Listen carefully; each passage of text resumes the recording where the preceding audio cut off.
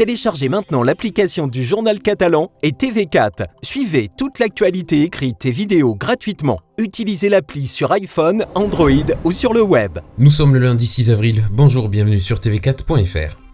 Dans son bulletin quotidien, l'Agence régionale de santé recense ce dimanche soir un total de 3476 cas testés positifs au Covid-19 en Occitanie. Au total, 1045 hospitalisations en cours, dont 322 en réanimation et 158 décès en établissement de santé. Les Pyrénées-Orientales comptabilisent 103 hospitalisations, dont 31 réanimations, des chiffres en baisse.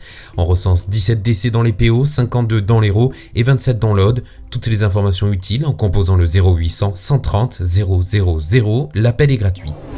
À partir d'aujourd'hui, une version numérique de l'attestation dérogatoire de déplacement est téléchargeable sur votre smartphone. Rendez-vous sur le site du ministère de l'Intérieur et cliquez sur « Générer une attestation ». Par souci de sécurité, nous vous conseillons de ne pas vous rendre sur d'éventuels autres sites qui vous proposeraient le même service. Remplissez-le, puis choisissez ensuite votre ou vos motifs de déplacement, la date et l'heure de votre sortie. Une fois ces champs remplis, cliquez sur le bouton « Générer mon attestation ». Ce service n'envoie pas vos données sur un serveur et toutes les infos que vous entrez dans le formulaire restent dans votre téléphone.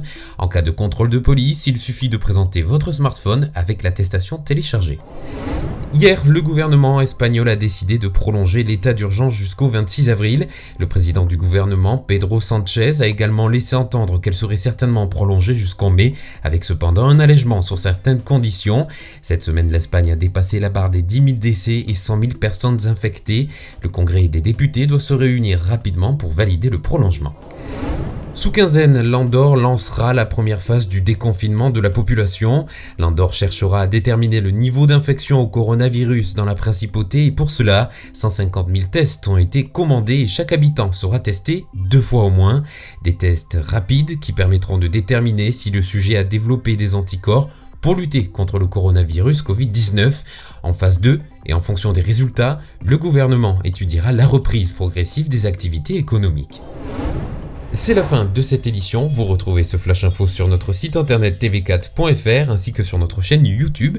Vous pouvez également nous suivre sur les réseaux sociaux, Facebook, Twitter et Instagram. À bientôt pour un nouveau Flash. Très belle journée à vous.